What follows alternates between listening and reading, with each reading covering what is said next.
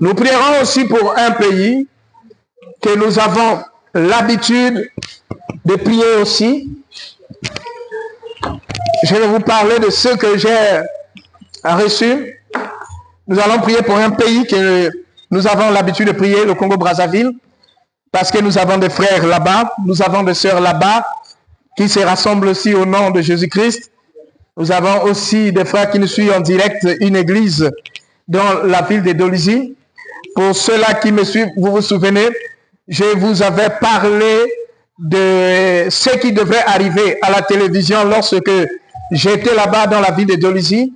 À la télévision, si vous vous souvenez de ce message, où j'avais parlé des morts publics qui devraient arriver dans la ville, des morts qui devaient être exposés dans les lieux publics.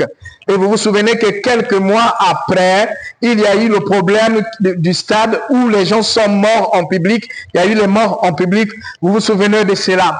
Et dans ce pays, beaucoup de choses sont en train de se faire actuellement. Le même Dieu qui nous avait parlé, vous vous souvenez aussi d'un message que j'avais donné même à la télévision. J'avais parlé de quelque chose qui devrait arriver chez nous ici au Gabon. Comment est-ce que le Saint-Esprit m'avait demandé de regagner le Gabon pour venir rester à côté de ma famille. Comment est-ce que j'avais vu le premier président Léomba, Omar Bongo le deuxième président et Ali Bongo le troisième président qui venaient pour saluer le quatrième président du Gabon. Et comment est-ce que Ali était ravagé par le vent au point où la voix a dit, est-ce qu'il pourra se relever? Je ne pense pas. Je vous avais donné ce message et cela s'est accompli aussi à la lettre. Et je vous avais aussi donné certains messages pour le pays. Mais cette fois-ci, les choses sont en train de se resserrer car nous avons eu certains messages encore pour le Congo-Brazzaville, les messages que je vais donner pour qu'on puisse prier. Le but de ces messages, c'est pour prier, pour savoir là où on peut diriger nos prières. Lorsque je suis arrivé ici, l'Église se souvient de messages que j'ai donnés. Ces jours-ci, les messages sont encore venus et cette fois-ci, les choses sont encore en train de se resserrer. Et je demanderai à tous ceux-là qui suivront ce message de prier beaucoup pour le Congo-Brazzaville parce que ce qui va arriver au Congo-Brazzaville va déstabiliser, écoutez-moi bien, tous les pays qui sont frontaliers avec le Congo-Brazzaville. Je le répète, ce qui va arriver au Congo-Brazzaville va déstabiliser tous les pays qui sont frontaliers avec le Congo-Brazzaville. Même le Gabon sera secoué par le mouvement qui arrive maintenant du côté du Congo-Brazzaville. J'avais donné un message bien précis. Observez ce qui va arriver et faites attention. Pour tous ceux-là actuellement qui sont du côté du Congo-Brazzaville, parce que ça commence à mettre plus de peur. N'oubliez pas, il y a quelque chose qui va arriver. Ne vous en faites pas, ça va arriver, rien ne va l'arrêter. Actuellement, l'Afrique centrale est en train de connaître un vent terrible. Seules les nations qui ont mis Dieu devant eux risqueront d'arrêter ce vent-là. Tout ce que vous voyez actuellement qui se passe au niveau de l'Afrique centrale est quelque chose qui est décrété par Dieu. Et actuellement, rien ne va l'arrêter. Même quand vous voyez du côté de Tchad, le petit Idriss va sauter. Il est en train de partir. Que les frères et les sœurs qui sont au Tchad ne puissent même pas se casser la tête. Le petit Idriss là, l'Idriss Déby là, le petit Déby est en train de partir. Ne vous cassez même pas la tête. Il va partir. Il ne restera pas là. Maintenant, pour ce qui est du Congo, je ne parlerai pas des autres messages que nous avons déjà priés ici avec l'Église, mais je vais parler de messages que je viens encore de recevoir. Alors, ce que j'ai reçu cette nuit, une maison qui est le Congo-Brazzaville a été encerclée par un câble métallique. Vous connaissez les câbles qui tirent souvent les billes, les câbles qui tirent le bois en forêt. Et ce câble était relié à un treuil de caterpillar. Et ce caterpillar était piloté par un militaire. Mais je ne donnerai pas le galon. Par un militaire. Alors, ils ont mis le câble aux quatre coins de la maison. Ils ont déjà encerclé ce câble aux quatre coins de la maison qui est le Congo-Brazzaville. Donc, ils sont en train de tirer le câble, ça reste, ils vont faire le nez, que Dieu m'aide parce que le parlant en langue veut monter. Ils veulent faire le nez comme ça et donner le signal à ce corps habillé qui est sur le caterpillar de tirer et de faire tomber la maison qui est le Congo-Brazzaville.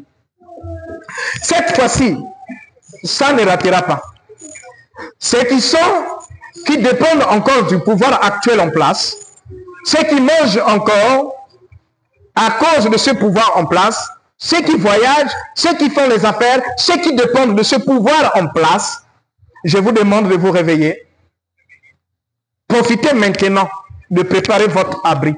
Parce que cette fois-ci, ça ne ratera pas. Le caterpillar, c'est un corps habillé qui est dessus. Et avec son équipe, le câble, comme j'ai vu cette nuit, est en train d'être tiré. Ça leur reste de faire le nœud. Et dès que le nœud sera fait, celui qui est sûr, ce caterpillar va tirer. Et les quatre coins de la maison vont s'écrouler. C'est pourquoi nous allons prier pour ce pays, parce que le Saint-Esprit nous avait parlé. Le désordre qui arrivera au Congo-Brazzaville n'aura rien à voir à ce qui est passé ici au Gabon. Si ici au Gabon, les militaires sont passés sans qu'il y ait une seule goutte de sang qui ait souillé le sol gabonais, mais ça ne sera pas la même chose au Congo. Ça ne sera pas la même chose au Congo. Car tous les éléments sont en place pour embraser la sous-région. Déjà au niveau du Congo, il y a la haine ethnique. Ce qui va embraser encore la haine ethnique entre le nord et le sud. L'armée est divisée. Chaque général a son camp qu'il essaie de diriger à sa manière et à sa façon. Et les armes sont éparpillées de gauche à droite. Ce qui n'était pas le cas pour le Gabon parce que toutes les armes de pointe et de guerre se retrouvaient à la présidence.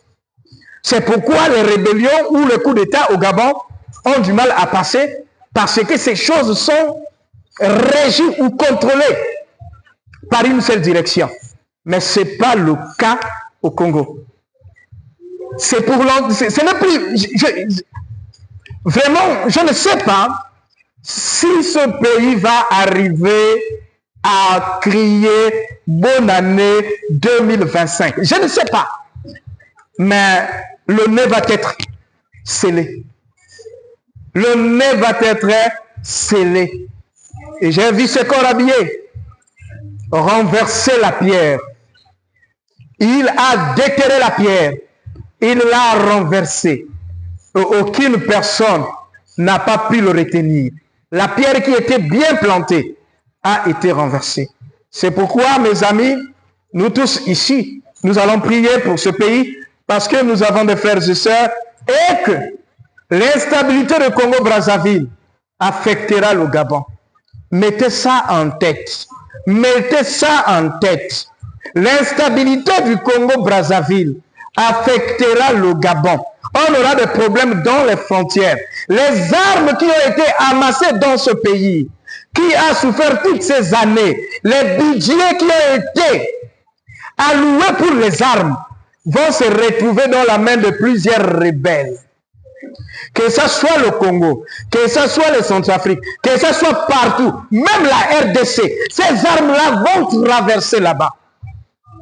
Parce que le Congo-Brazzaville est devenu un magasin d'armement qui repose calmement dans ce pays. Et ça risque de devenir le pays de Kadhafi, qui a alimenté toute la sous-région avec ses armes. C'est pourquoi nous allons prier pour le Congo-Brazzaville, en fait que certaines actions soient limitées et que le Saint-Esprit puisse nous mettre à l'abri.